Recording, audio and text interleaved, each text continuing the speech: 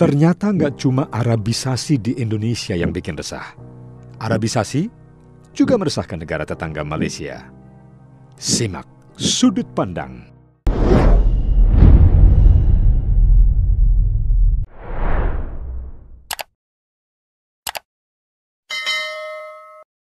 Arabisasi juga meresahkan Malaysia oleh Supriyanto Martosuwito.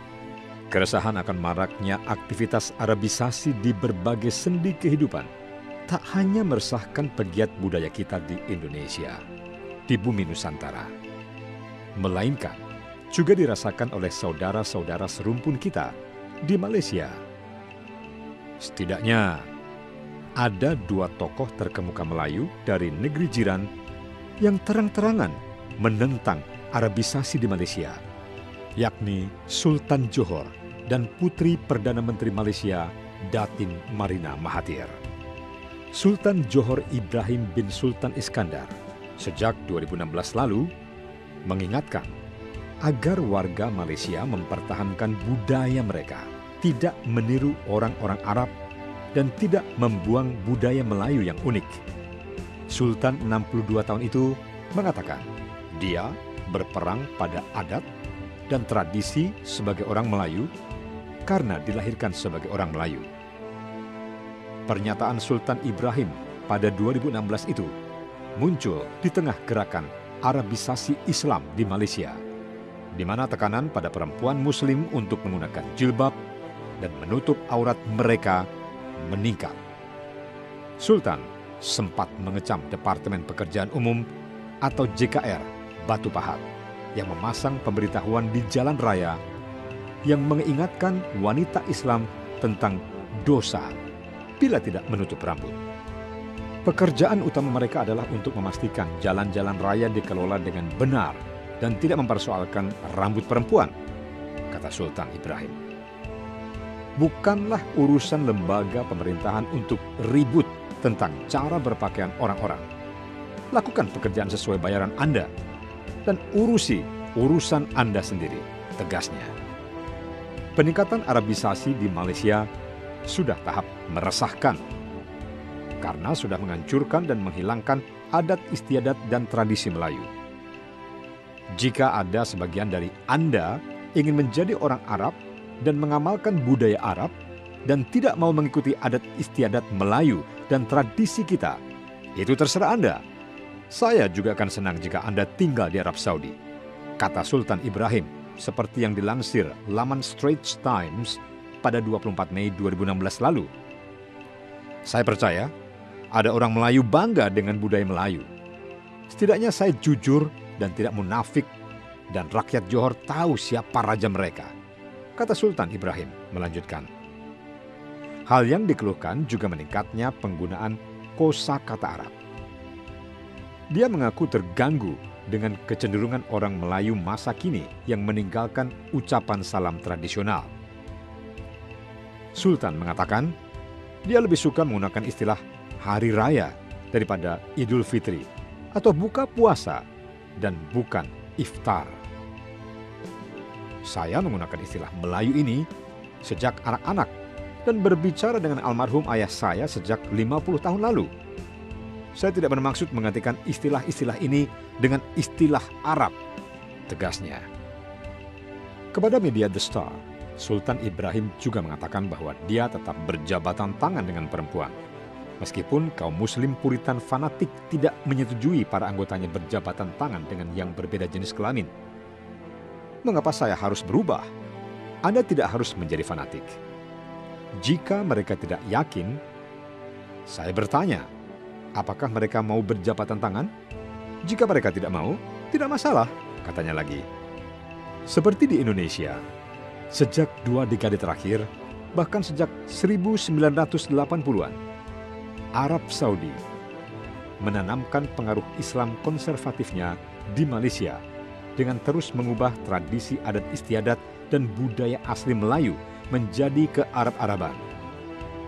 Aksi yang sama dilakukan di Indonesia. Negeri kaya minyak di gurun pasir ini mengguyur miliaran dolar untuk itu. Arab Saudi menyumbang ke sekolah-sekolah dan universitas-universitas di dua negeri bertetangga yang mayoritas Muslim ini untuk menancapkan paham Puritan mereka. Mereka memberikan beasiswa kepada siswa laki-laki untuk melanjutkan kuliah di universitas-universitas di Arab Saudi, seperti Universitas Islam Madinah yang terkenal dengan paham Salafisme. Universitas Sains Islam Malaysia juga menerima sumbangan besar dari Arab Saudi.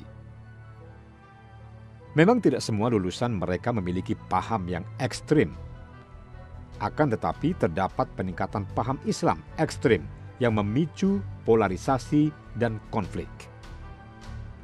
Rizik Syihab, Anies Mata, Ahmad Heriawan, Bakhtiar Nasir, Hidayat Nur Wahid, termasuk alumni Universitas Arab, juga pimpinan Laskar Jihad Jafar Umar Talib.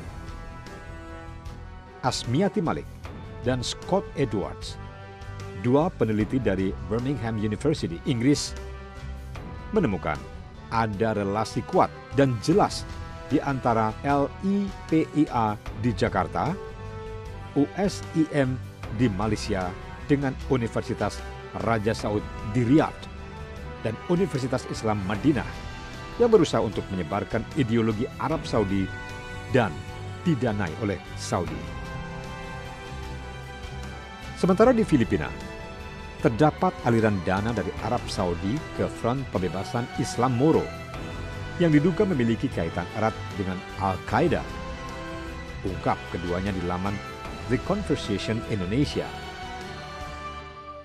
Peningkatan gerakan Arabisasi di Malaysia dan Indonesia sudah sangat mengkhawatirkan karena telah memunculkan dan mengembangkan sikap intoleran radikal dan perpecahan sesama anak bangsa. Bahkan di antara penganut Islam sendiri, ada gelombang antipati kepada golongan yang berbeda dan aliran lain. Hanya golongan mereka yang paling benar dan terjamin masuk surga. Ironi yang terjadi adalah ketika Arab makin giat menyebarkan Islam Puritan atau Islam fanatiknya di Asia Tenggara, Malaysia, dan Indonesia khususnya, justru pemerintah di negeri mereka makin moderat. Kungkungan mereka terhadap warga sendiri, khususnya kepada kaum perempuan, diperlonggar. Bioskop dibuka. Konser musik yang menghadirkan laki-laki dan perempuan campur baur diizinkan. Juga makin banyak nampak perempuan Arab tanpa hijab. Sebelumnya, wanita di Arab Saudi tidak diizinkan mengemudi, tapi mereka secara bertahap membenarkannya. Beberapa wanita bahkan bergabung politik, kata Sultan Ibrahim. Ia menambahkan, keadaannya sama dengan di Iran. Sedangkan di Indonesia terjadi sebaliknya. Malah marak terbentuk grup hijabers. Semua urusan dikaitkan dengan syar'i, bank syariah, investasi syar'i, perumahan syar'i, salon syar'i, bahkan mukena dan sepatu ada yang khusus syar'i. Mundur 200 tahun, dibodohi Arab. Setahun sebelumnya, yaitu pada Mei 2015, Datin Marina Mahathir Mohamad mengkritik Arabisasi Islam di Malaysia di tengah pelembagaan dan tumbuhnya konservatisme keimanan di negerinya. Putri Perdana Menteri Malaysia yang juga aktivis hak perempuan tersebut mengatakan bahwa pada hari-hari ini sangat sulit menemukan baju Melayu tradisional untuk perempuan Malaysia pada hari raya, karena pakaian Arab seperti kaftan, yaitu tunik panjang, menjadi lebih populer dari tahun ke tahun. Kaftan mudah dipakai, tapi apa yang terjadi dengan tradisi, budaya, semuanya tersesat. Keluhnya seraya menunjukkan bahwa perempuan Melayu berusia di bawah 50 tahun umumnya tidak tahu cara mengikat rok baju kurung sehingga menjadi lipatan dan memudahkan berjalan masuk.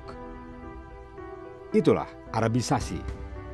Itu penjajahan atau kolonialisme Arab, kata Marina Mahathir kepada Malay Mail Online dalam sebuah wawancara khusus. Putri sulung Tun Dr. Mahathir Mohamad mengatakan masalah terbesar Islam di Malaysia adalah ketakutan akan pengetahuan agama itu sendiri.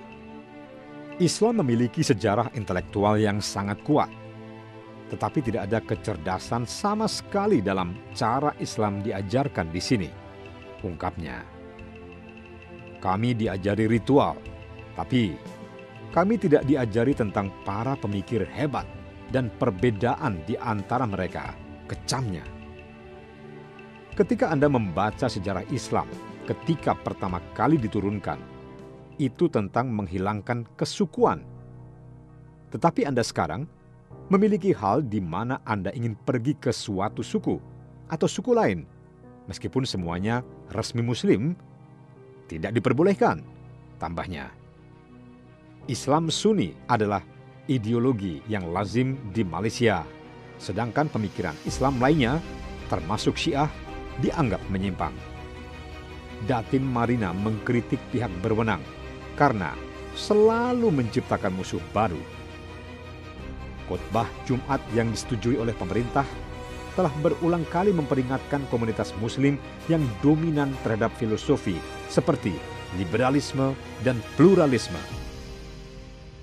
Liberalisme, pluralisme, komunisme, feminisme, Quranisme, tapi rasisme, fasisme tidak termasuk, katanya. Marina mengecam seruan pemerintah yang berulang kali agar umat Islam bersatu dan menyesuaikan diri, menunjukkan bahwa hal itu tidak memberikan ruang untuk individualitas. Sementara wanita Muslim dikritik ketika mereka melanggar norma, mengutip kontroversi konser K-pop, di mana gadis-gadis Muslim berjilbab memeluk artis Korea.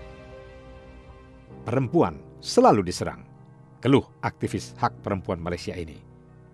Apa yang terjadi di Sekolah Negeri Kota Padang, Sumatera Barat, adalah bentuk yang sama dari meningkatnya konservatisme Islam di Malaysia. Dengan mengutip dalih agama dan ayat Quran, perempuan dipenjarakan lewat seragam hijab dengan pembenaran agar tidak digigit nyamuk, agar tidak dilecehkan laki-laki, agar terhindar dari perkosaan, tidak perlu pamer perhiasan, agar tidak kedinginan dan segala macam alasan remeh-temeh lainnya. Namun, tujuannya sama, yakni pengungkungan dan kemunduran cara berpikir. Diskriminatif, bias gender, karena tidak ada kekangan dan kungkungan terhadap laki-laki. 100 tahun lalu di kota Jepara di Pulau Jawa, seorang perempuan dari keluarga feodal memberontak dengan menggagas emansipasi, persamaan hak perempuan dengan laki-laki. Dialah R.A. Kartini. Lalu menginspirasi para aktivis menggerakkannya, sehingga lahirlah Ibu Dewi Sartika, Rohana Kudus, S.K. Trimurti, H.R. Rasuna Said, B.R.A. Muryati Sudebyo, Sri Mulyani, Retno Marsudi, Susi Pujiastuti, Tri Risma Harini, dan lain-lain. Sampai kemudian datang gelombang Arabisasi di sekolah-sekolah negara di seantero negeri yang menghijabi perempuan dengan himbauan, tapi maksa agar tidak digigit nyamuk.